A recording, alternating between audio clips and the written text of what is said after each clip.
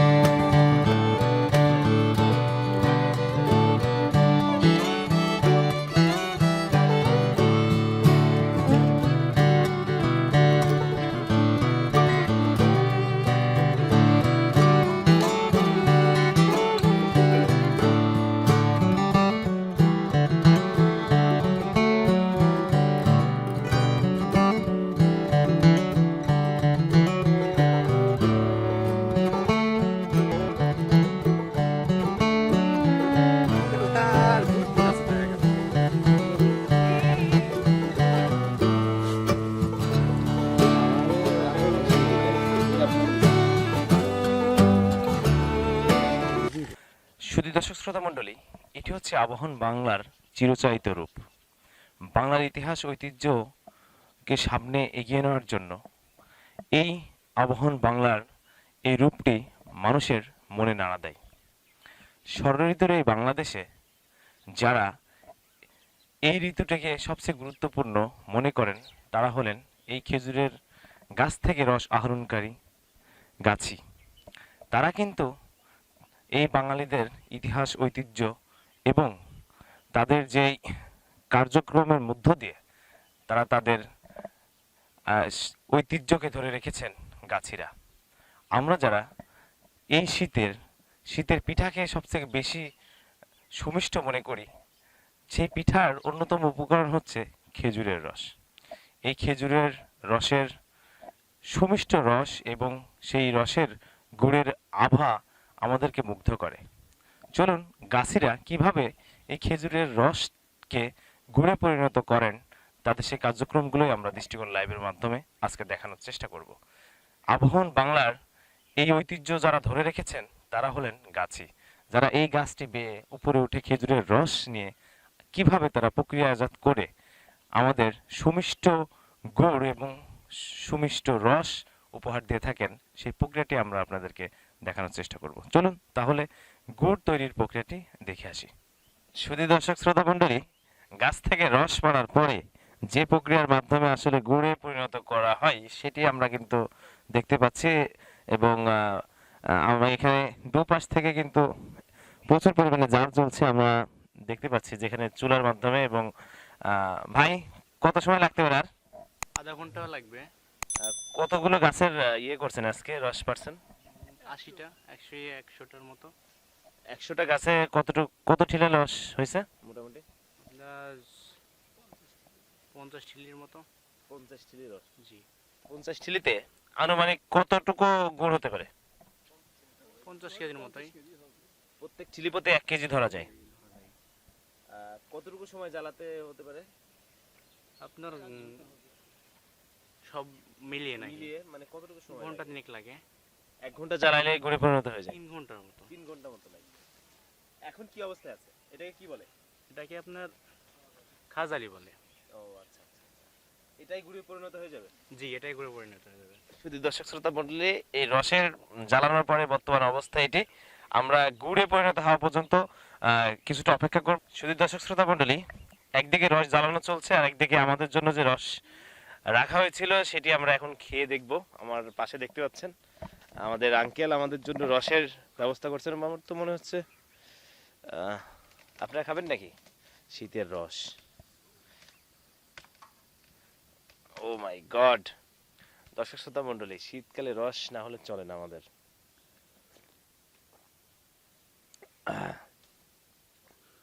যথেষ্ট মিষ্টি।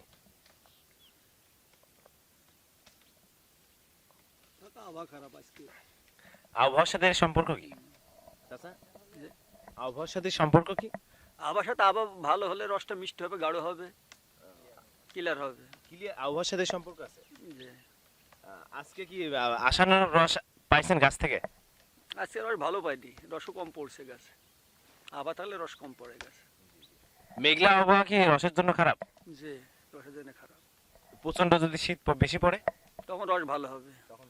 জি। দর্শক শ্রোতা মণ্ডলী, আমাদের সাথে যারা আছে তাদেরকে আমরা একটু রস খাবো। আগে আমারটা একটু শেষ করে নিই। শুধু দর্শক শ্রোতা মণ্ডলী, আমরা এখন শীতের পিঠা, আসলে আমরা এখানে আসছি এবং আমরা এই রসেরই কি পিঠা? যে রসের পিঠা, এই রসের পিঠা, টাটকা রসের পিঠা আমরা এটা খেয়ে দেখবো। শীতের পিঠা আসলে মানে এখনো সকালে ভিজাইছেন? সকালে রাতে ভেজালে এটি হলো আরো বেশি টেস্ট হতো আর কি, নরম হতো। নরম হবে, নরম হলে ভালো লাগে। অসাধারণ।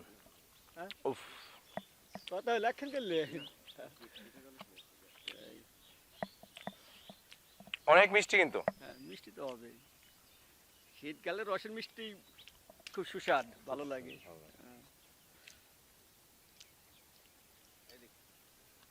শীতের পিঠা বলি, আসলে খাওয়ার সময় বেশি কথা বলতে হয় না, তারপরেও অনেক মিষ্টি, অনেক মিষ্টি। গাছের রস, প্রকৃত যে রস, সেই রসের মিষ্টি, এখানে কোনো ভেজাল নেই, একেবারে ন্যাচারাল। একদম সলিড। সকালের নাস্তা, এর থেকে ভালো নাস্তা হতে পারে না। অঙ্কুর ধন্যবাদ। আর নেবো না, থ্যাংক ইউ।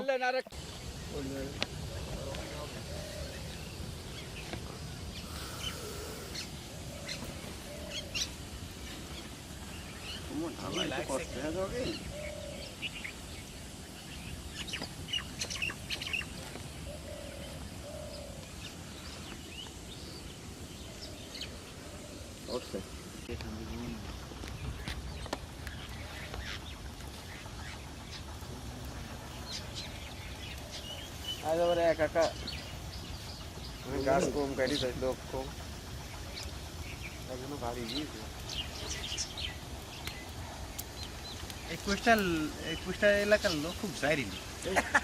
বললাম তো বাস্তব কথা বলছি আরে কাগজ দেখে আমার ভয় লাগে না পেটে কথাটা কি বললো হয়েছে? সে তো আর বাড়ি যায় না এমন কোন দিন এই নাই উত যে লাগালো। দুইটি চারটি পাঁচটা ঠিলি হারছে না ঠিলি কিনতে তো জীবন শেষ কাকে হয়ে যাবে। 5টা লিখে রাইতে অল্প আর একটা গাছ এখান থেকে কাটছি এখানে সারাই না এখানে পাঁচটা ঠিলি লিখেছে।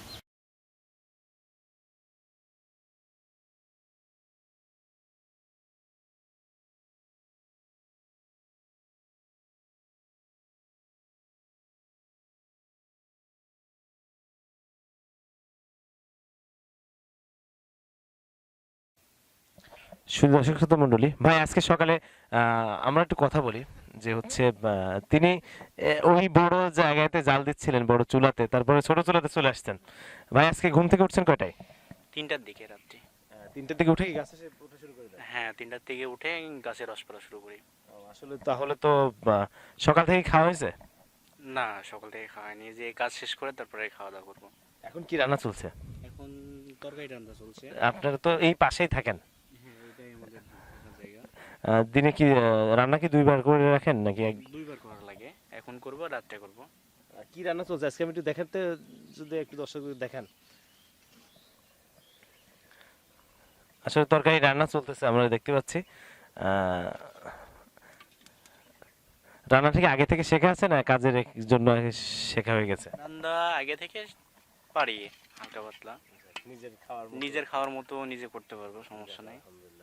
ফ্যামিলিতে কে কে আছে ভাই ফ্যামিলিতে আব্বা আম্মা ছোট ভাই। বিয়ে করছেন জি না বিয়ে হয় নাই।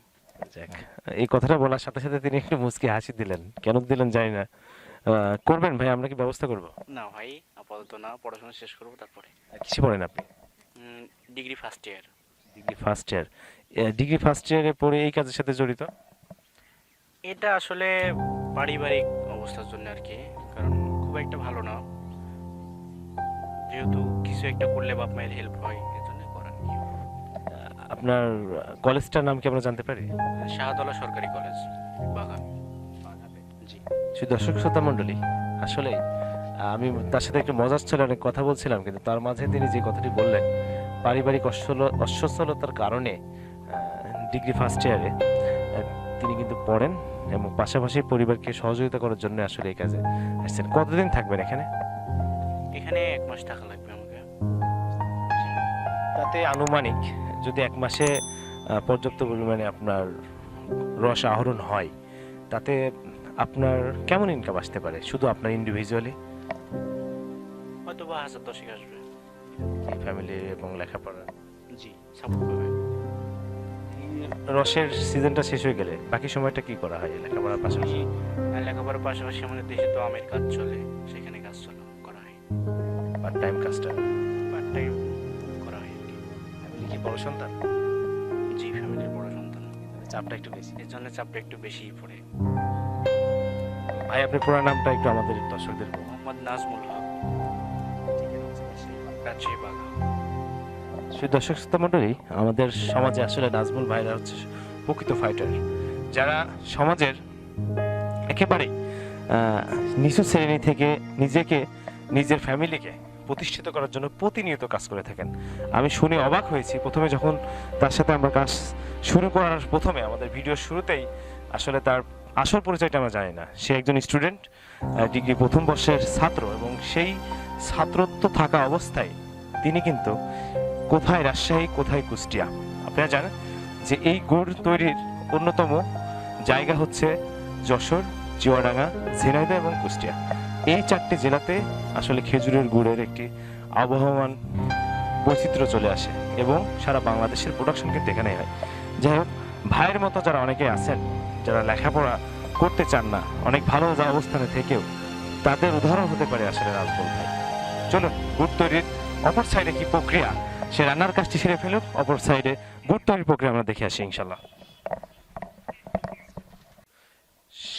শুধু দর্শক শ্রোতা মণ্ডলী এখন জানানো শেষ এখন নামানো হচ্ছে দেখা যাক এর পরবর্তী প্রক্রিয়া কি আছে দেখা যায় ভাই আর তো জানানো লাগবে না না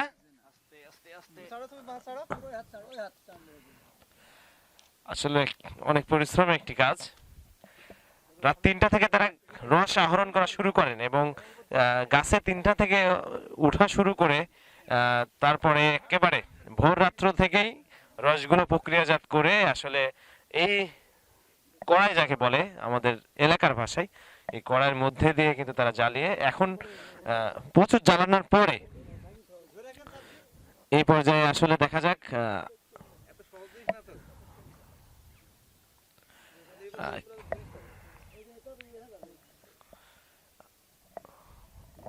আমরা একটু দেখানোর চেষ্টা করি। একদিকে কি ঢালু থাকবে, একদিকে ঢালু থাকবে এবং একদিকে আমরা দেখতে পাচ্ছি যে অনেকটা দানা হয়ে গেছে। এখন যে প্রক্রিয়াটা চলে,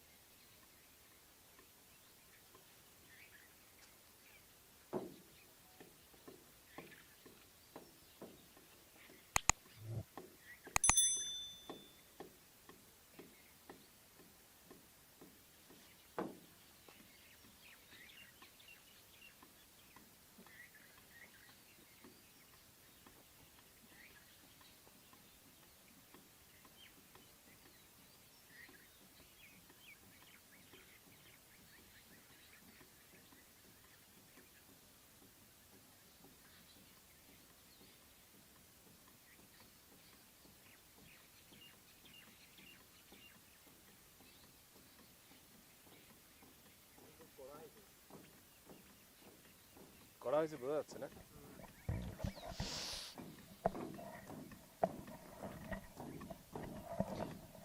এটা কি তৈরি হচ্ছে? এটা বিছন বীজ। এটা কি দিলেন আগেরটা? আগেরটা গুড় এটা কালকেরটা। এটা দইয়ের মতো অনেকটা, হ্যাঁ দইয়ে কিন্তু এরকম লাগে, বীজ লাগে। এরকম না দিলে জ্বলবে না। এটা দিলে গুড় এমনি থাকবে। ও এই আচ্ছা, পাতা দিয়ে ফেলো সব ভাই। আমি পরিষ্কার করি।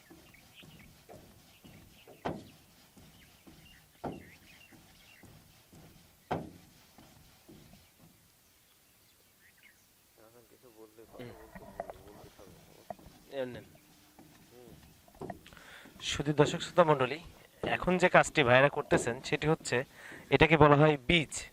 যেমন দই তৈরিতে বিছনের প্রয়োজন হয়, এটি কিন্তু অন্য কিছু না, অন্য কিছু ভাববেন না, আসলে হালকা একটু গুড় দিয়ে কিন্তু এটি তৈরি হচ্ছে এবং একই করার মধ্যে। এটি আসলে একটা ভাববার বিষয়। এই প্রযুক্তি আসলে তাদেরই তৈরি করা, এবং এইটা না হলে নাকি গুড় জমবেই না। দেখা যাক এটা দিয়ে কিভাবে জমে, সেটা আমরা একটু দেখানোর চেষ্টা করব।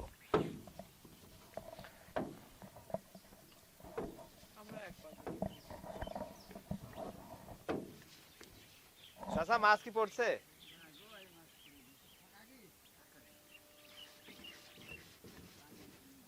শুধু দর্শক শ্রোতা মণ্ডলী, আমরা একেবারে শেষ প্রক্রিয়ায় আমরা আবারও নাজমুল ভাইয়ের সাথে একটু কথা বলতে চাই। ভাই কি অবস্থা গুড়ের এখন? এখন এটা হয়ে গেছে, এখন এটা ঠান্ডা হলে জমে যাবে ড্রামে ভরে, তারপরে আমরা বাজারজাত করবো আর কি। কতটুকু হতে পারে এখানে আজকে? এখানে আনুমানিক 50 কেজি মতো হবে। আর আমাদের ভিডিও যারা দেখবেন তারা যদি আপনাদের কাছে একেবারে পিওর গুড় নেওয়ার জন্য আসে, তাদের প্রাইসটা যদি একটু বলতেন। এটা পিওর গুড় নিতে হলে 100 টাকা কেজি।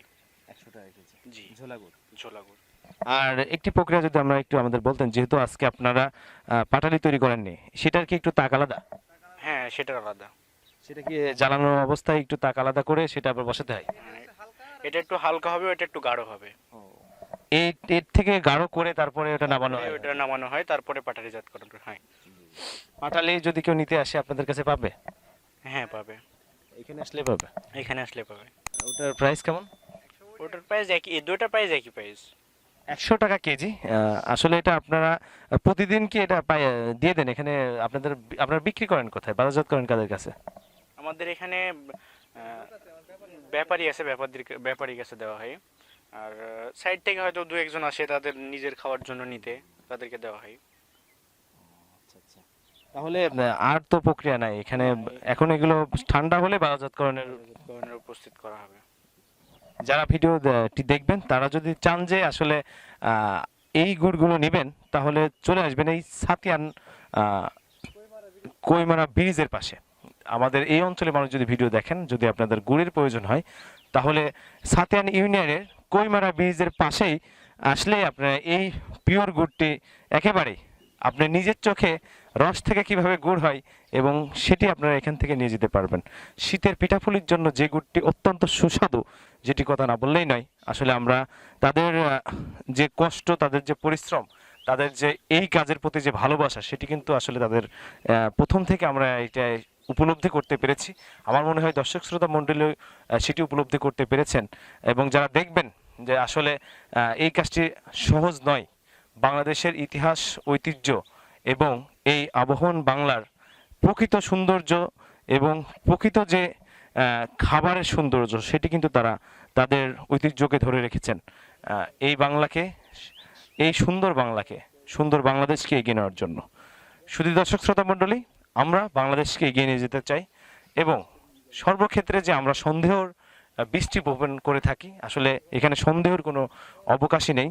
একেবারে গাছের সেই ভালোবাসার রস থেকে কিভাবে গুড়ে পরিণত হয়ে যায়, সেটি আসলে না দেখলে বোঝা যাবে না যে এর সাথে কতটা পরিশ্রম, কতটা ভালোবাসা, কতটা হৃদয় দিয়ে কাজ করেন এই নাজমুল ভাইয়েরা। নাজমুল ভাইয়েরা আসলে প্রকৃত ফাইটার, যারা বাংলাদেশকে এগিয়ে নিয়ে যাচ্ছেন, নিজের ফ্যামিলিকে এগিয়ে নিয়ে যাচ্ছেন, কাজের মাধ্যমে আসলে এগিয়ে নিয়ে যাচ্ছেন নিজেকে, দেশকে এবং তাদের পরিবারকে।